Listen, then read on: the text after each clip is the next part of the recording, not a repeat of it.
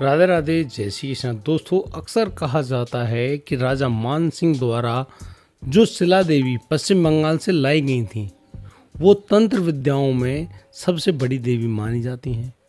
वो खुद अपने आप में इतनी बड़ी तंत्र विद्या की देवी हैं कि उनकी पूजा करने के बाद जो राजा मान सिंह थे वो इतने प्रबल राजा बने, उनके पास इतनी शक्ति रही कि वो कभी किसी से पराजित ही नहीं हुए। यहाँ तक कि उन्होंने अफगानिस्तान में जाकर युद्ध लड़ा, उन्होंने भारत में भी काफ़ी सारे युद्ध लड़े, लेकिन वो किसी से पराजित नहीं हुए, मात्र एक राजा को छोड़कर। उनका नाम था महाराणा प्रताप। और जब महाराणा प्रताप के सामने राजा मान सिंह युद्ध करने आए हल्दी घाटी में, तो जब जो चेतक था वो घायल हुआ, उसकी जान बचाने के लिए महाराणा प्रताप ने युद्ध के मैदान को छोड़ा, उनको सुरक्षित स्थान पर ले जाने लगे। तो उस समय मुगल सेना बुरी तरह से पराजित हो चुकी थी। ये वही युद्ध है जिसमें राजा मान सिंह ने पराजय खुद स्वीकार कर ली। अब वो हराए गए या फिर वो चुपचाप अपनी जान बचाकर दोबारा से आगरा भाग गए। गोगुंदा में जाकर उन्होंने अपनी जान तो बचाई, लेकिन यहाँ पर मुगल सेना राजा महाराणा प्रताप से नहीं जीत पाई। लेकिन ये एक अलग कहानी है, उसके लिए भी हम एक नई वीडियो बनाने वाले हैं। लेकिन मैं आज आप लोगों के सामने एक ऐसी कहानी लेकर आया हूँ। अक्सर लोग कहते हैं कि यदि किसी भी व्यक्ति के या लड़की के या महिला के ऊपर कोई भूत प्रेत का साया हो और वो व्यक्ति एक बार शिला देवी के मंदिर में जाकर शिला देवी के दर्शन कर आए तो वो हमेशा हमेशा के लिए उस व्यक्ति का पीछा छोड़ देता है, चाहे वो कितना ही बड़ा भूत हो या प्रेत हो। वो सब माँ शिला देवी की शरण में चले जाते हैं। लेकिन आज मैं आप लोगों के सामने एक ऐसी लड़की की बात करने जा रहा हूँ जिस लड़की के ऊपर एक ऐसा बुरा साया था। वो बुरा साया इतना बुरा था कि वो पूरा परिवार डर के मारे कांप गया, परेशान हुआ, दुखी हुआ और वो सोचने लगा, यार हम लोग कहाँ पर अपनी जान बचाएं। जब हमारी वीडियोस बनी शिला देवी के बारे में, जो गुण हैं अवगुण हैं, जो भी बातें हैं, उन सब का पता चला, तो वो लोग पहले तो जाते हैं आमेर, शिला देवी के मंदिर होकर आए। शिला देवी के मंदिर होकर आने पर उनको एक ऐसी शांति का अनुभव हुआ। उस शांति कैसे थी, कैसी शांति उनको मिली, ये बड़ी गजब की बात है। इस बात को जानने के लिए वो लोग हमसे संपर्क किया उन्होंने, फिर हमारे ऑफिस आए और ऑफिस आने के बाद हमारे साथ कुछ ऐसी प्रक्रिया घटित हुई जिसको बताऊंगा मैं तो आप बड़े हैरान रह जाओगे। क्या थी पूरी कहानी, मैं आपको बताने वाला हूँ। दोस्तों, अभी कल रात करीब हम लोग रात को अपने ऑफिस में थे। रात के समय काफ़ी ज़्यादा शांति होती है और करीब 12 बजे के बाद का टाइम था। हम लोग अपनी PLR की प्रक्रिया में थे। एक लड़की का PLR करना था, लेकिन वो कारणवश वहाँ आए नहीं, कोई दिक्कत हो गई थी इसलिए नहीं आए। लेकिन हमारे पास एक ऐसे मेहमान आए जो कि बिन बुलाए थे, उनका कोई खास अपॉइंटमेंट नहीं था। उन्होंने एक फ़ोन कॉल की और वो फ़ोन कॉल एक हमारे जानने वाले की थी। उन्होंने कहा कि आपसे लोग मिलना चाहते हैं, आप एक बार यहाँ आ जाइए और इनसे बात कर लीजिए। तो हमने उनको एड्रेस दे दिया, वो हमारे ऑफिस आए। उनके साथ एक 19 साल की लड़की आई। लड़की आंखें मोटी मोटी और ऐसी लड़की जो कि बहुत कुछ ढूंढ रही हो, उसको कुछ मिल नहीं पा रहा हो। उसका चेहरा ऐसा बिल्कुल शांत, लेकिन भाव अलग तरह के। ये सब बातें थी, हमने देखी, जांचें परखी। उसके बाद अब उस लड़की से बात करने का जब मौका आया तो मौके में बात भी करी। और जैसे ही बात होने लगी, उस परिवार के यानी कि उस लड़की के जो पिता थे, उन्होंने बात बताई कि हमारी जो लड़की है, ये लड़की आज ठीक तो हुई है, लेकिन इसका सारा श्रेय आपको जाता है। हमने कहा हाथ जोड़कर, भैया हमारा कोई श्रेय नहीं है, ये जो कुछ भी है परमात्मा ठाकुर जी की कृपा से, हमारा बिल्कुल भी ज़रा सा भी सहयोग आप मान रहे हो, ये आपकी महानता है, लेकिन मेरा अपना कुछ है नहीं।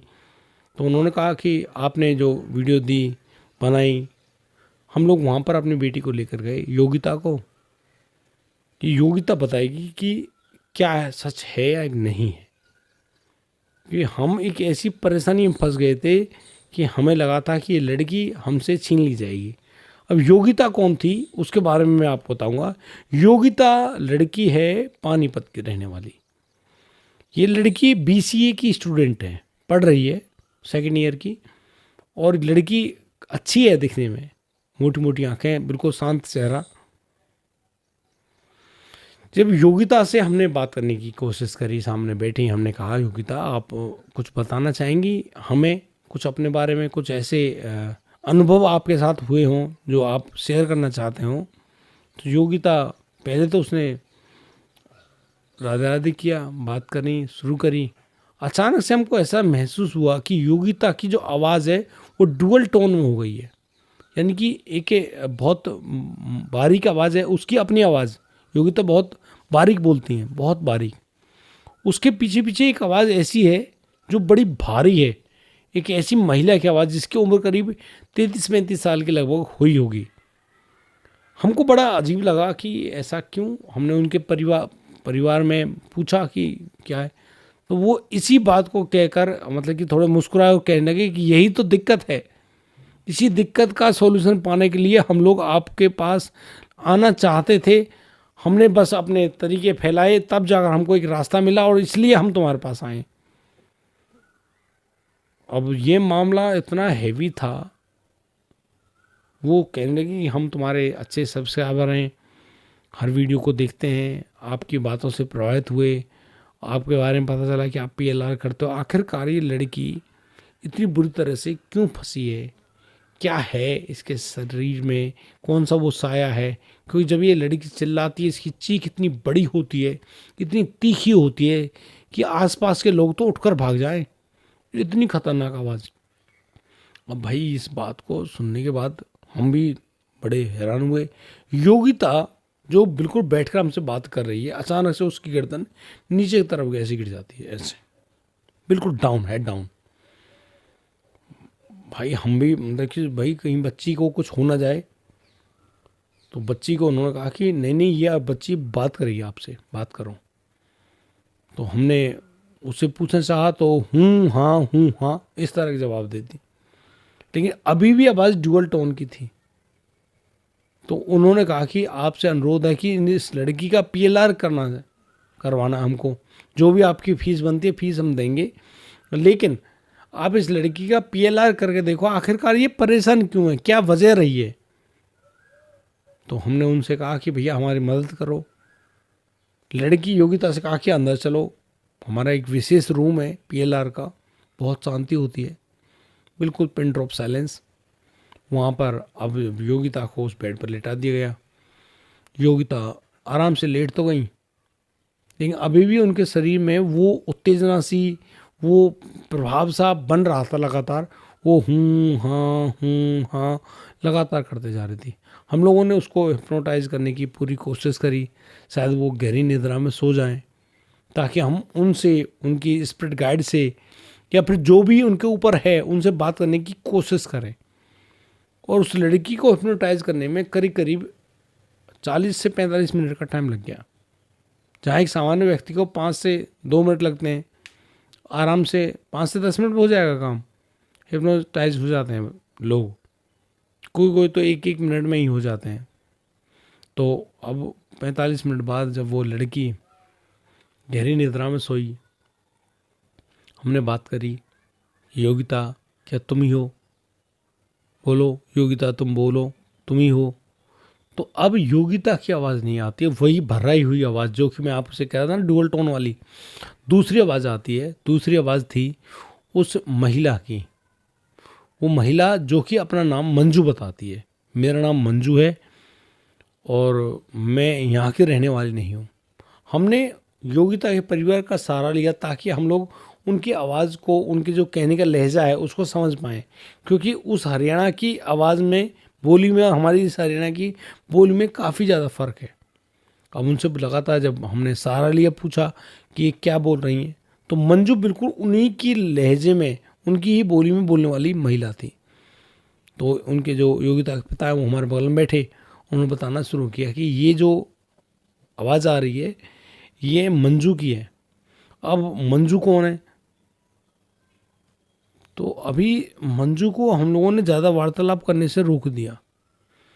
हमने योगिता की स्पिरिट गाइड को बुलाया कि आप यहाँ आइए और आप हमको ये बताइए कि योगिता की आत्मा कहाँ गई है और योगिता की आत्मा इतनी शांत क्यों है, क्योंकि हम योगिता की आत्मा से बात करना चाहते हैं लेकिन ये तो कोई और बात कर रही है।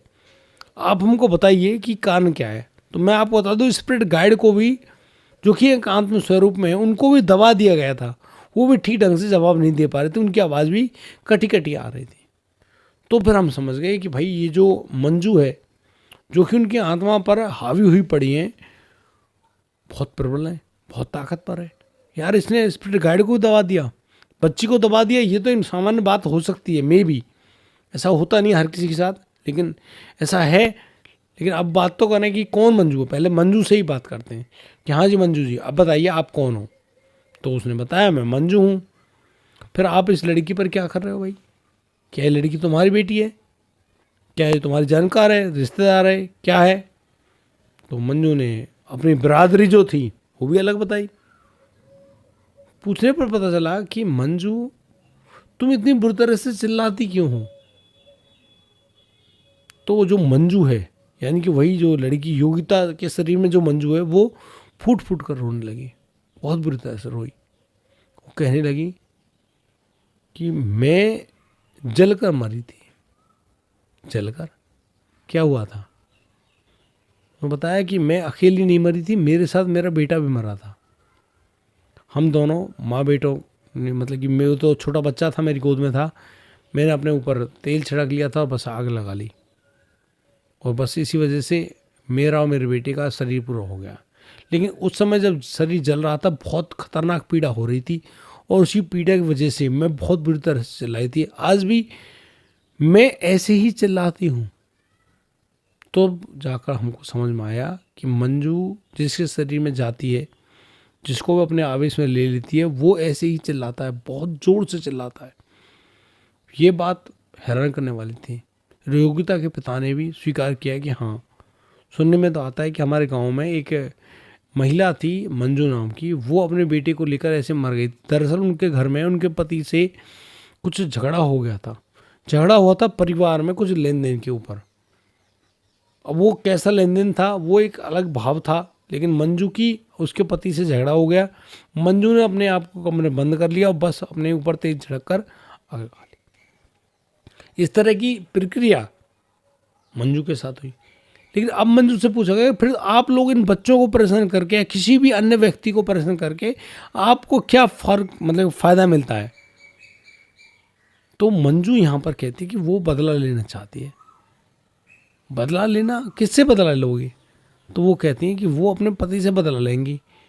तो उनका पति आज है नहीं है? तो उसने कहा कि हाँ आज भी है, उसने दूसरी शादी कर ली और वो अब तो बुजुर्ग व्यक्ति हो गया है, लेकिन मैं उसका कुछ बिगाड़ नहीं पाती हूँ क्योंकि उसने अपना इंतजाम कर रखा है। लेकिन वो बात तो ठीक है, लेकिन इस बच्ची को परेशान करने का उद्देश्य क्या है? तो अब यहाँ पर मंजू कहती है कि वो बहुत ज़्यादा परेशान हुई है, तड़पी है, दुखी हुई है, वो न्याय पाना चाहती है, लेकिन उसको न्याय मिल ही नहीं रहा। वो जहाँ भी जाती है उसको बहुत ज़्यादा परेशान किया जाता है, दुखी होती है, प्रताड़ित किया जाता है, मारा पीटा जाता है, लेकिन कोई उसके हृदय की बात सुनना ही नहीं चाहता। आप पहले व्यक्ति जो मुझसे इतना खुलकर बात कर रहे हो। तो हमने उनसे फिर दोबारा पूछा कि अब आप अपनी मुक्ति का रास्ता भी बता दो कि आपको ऐसे कैसे मुक्ति मिलेगी। तो यहाँ पर मंजू ने कहा कि अभी मुक्ति नहीं मिलेगी, वो करीब 300 साल तक और भटकेगी, क्योंकि उसने जो महापाप किया था खुद के शरीर को गंवा देने का जानबूझकर, वो एक बहुत बड़ा महापाप है। और करीब करीब 50 साल पहले उसके साथ ये हादसा हुआ था। 50 साल पहले लगभग उसने अपना शरीर खो दिया था और उसको करीब 350 साल की उसको दंड मिला है। तो जब तक वो उस दंड को नहीं भुगत लेगी, जब तक वो प्रेत और भूत योनि में नहीं रहेगी, तब तक उसके साथ ऐसा ही होता रहेगा। उसके बाद ही उसके कर्मों का जो बोझ है वो उसके ऊपर से हटेगा, तब जाकर वो सिद्धि पा सकती है। तो उनसे कहा भैया योगिता का क्या कसूर रहा है? तो यहाँ पर उन्होंने एक बड़ी अजीब सी बात बताई कि योगिता अच्छी लड़की है, योगिता से उसकी कोई दुश्मनी नहीं, लेकिन ये योगिता जो है इसने एक गलती की थी। दरअसल योगिता लड़की है, इसके कुछ कपड़े जो हैं वो कपड़ों में इसने मतलब कि कुछ ब्लड वगैरह के दाग लग गए थे, तो इसके इन कपड़ों को इकट्ठा करके इसकी माँ ने छत पे जला दिया था। छत पे ऊपर कुछ कपड़े थे, काफ़ी सारे इकट्ठे थे, वो कपड़े जला दिए। और ये सर्दियों में किया गया था काम था, तो उस समय बहुत तेज़ हवा भी चली थी और वो जलता हुआ जो कपड़ा है वो हमारे बगल वाला जो घर है वहाँ पर गिर गया था। और ये वही घर है, ये वही छत है जहाँ पर उसने अपने शरीर को पूरा किया था मंजू ने। बाद में तो वो घर 3-4 जगह बिक भी गया है, अब तो उसका ओनर वगैरह सब चेंज हो गए, लेकिन वो जो आत्मा है वो आज भी उस कमरे को नहीं छोड़ पाई है। हालांकि जिस परिवार ने उस घर को खरीदा है वो लोग आज तक उस कमरे में नहीं गए हैं, वो खुद डरते हैं। वो कमरा हमेशा बंद रहता है, वो इसलिए बंद रहता है कि वहाँ पर मंजू रहती है, किसी को भी ऊपर सोने नहीं देती है, नहीं आने देती है, कुछ ना कुछ उठपटांग काम करती है। लेकिन जब से वो कपड़ा नीचे गिरा तब से वो ज़्यादा दुखी है कि ये मुझे चैन से आज भी नहीं रहने देते, ये मुझे ऊपर आग जला जला कर नीचे फेंकते हैं। बस इसी वजह से मैंने इस लड़की को इसकी महक सूंघी और फिर इस लड़की को अपने चंगुल में ले लिया। और जब से ही वो योगिता सर्दियों से ही परेशान है। तो जब उनसे पूछा गया कि भाई इस लड़की का कोई दोष नहीं है, गलती इससे हो गई, अब इस गलती का निपटारा कैसे किया जाए, आप कैसे शांत स्थिति में पहुंचेंगे, तो उन्होंने कहा कि कोई बात नहीं, शांत स्थिति में मैं हो गई हूँ जब से मैं आमेर के किले में गई हूँ। वहाँ पर जो माता शिला देवी हैं उनके दर्शन करके आने के बाद मेरे शरीर में शांति है और मैं शांति पाने के बाद बिल्कुल शांत हूँ। ये तो मैं आपके बुलाने पर, आपके कहने पर यहाँ आई हूँ। हमको बड़ी हैरानी हुई कि भाई अभी तक तो हम लोग PLR की पूरी प्रक्रिया को जानते थे, जानते भी हैं, आपकी कृपा से, ठाकुर जी की कृपा से, लेकिन उस PLR में जहाँ हम रूह से, आत्मा से बातें करते हैं, ऐसी ऐसी आत्मा भी हम लोगों के पास आकर अपनी सवाल जवाब को तय करते हैं। ये काफ़ी ज़्यादा हैरान करने वाली बात है और बहुत कुछ सोचना पड़ता है कि यार सच में चलो अब इन्होंने जो भी भूलवश या भावावेश में कोई कर लिया ऐसी प्रक्रिया, अपने शरीर को त्याग दिया जानबूझकर, लेकिन उसके बाद ऐसी भयानक दंड उनको मिलेंगे, ये काफ़ी ज़्यादा हैरान करने वाली बात है। लेकिन इसलिए मैं आप लोगों से भी कहूँगा कि भैया देखो, झगड़े होंगे तो निपटेंगे भी, और आप इस बात को मान लीजिए, आज दुख है तो कल सुख भी होगा, सुख है तो दुख भी होगा, दिन है तो रात भी होगी और रात है तो दिन भी होगा। हमको संतोष रखना चाहिए, संतोष धारण करना चाहिए, हमें विवेक का सहारा लेना चाहिए, हम लोगों को शांति बरतनी चाहिए। खैर जो योगिता है वो अब अपनी सामान्य भाषा में लौट आई, उसकी आंखें भी खुली, करीब 2.5-3 घंटे का टाइम भी लगा। वो तो अपने घर के लिए रवाना हो गए, हम लोग अपने घर की तरफ आ गए। मैं सुबह आया हूँ करीब 3 बजे के लगभग, बस 2-3 घंटे सोया हूँ। फिर आप लोगों के सामने इस पूरे जो अनुभव है इसको बताने के लिए मेरा मन हुआ तो मैंने आपको बता दिया। बाकी मुझसे कुछ गलतियाँ हुई हों, त्रुटियाँ हुई हों तो उसको समझने की आप कोशिश करें। और भैया जो कहते हैं कि भाई पी रखी है, शराब पी के आप, ड्रिंक करके आप वीडियो बनाते हो, तो भैया मेरे हाथ जोड़ के बात सुन लो, भैया मैं ड्रिंक नहीं करता हूँ, मेरी आवाज़ लकवा के कारण टूट गई है। ये पैरालिसिस वाली आवाज़ है, जो पैरालिसिस हो गया था। बाकी आप लोग क्या समझते हैं क्या नहीं समझते हैं, और अगर आप चाहते हैं कि मैं वीडियो ही ना बनाऊं तो आप लिख कर भेज दें कि आप वीडियो मत बनाओ, तो मैं वीडियो आज के बाद नहीं बनाऊंगा, लेकिन मुझे जवाब ज़रूर दीजिएगा। और यदि आप लोगों को ये वीडियो अच्छी लगी, ये जानकारी अच्छी लगी, तो प्लीज़ सपोर्ट ज़रूर करना। आज के लिए सिर्फ इतना ही, अब दीजिए मुझे इजाज़त, मिलता हूँ कल, लाऊंगा एक और अनोखा मामला। राधे राधे, जय श्री कृष्ण।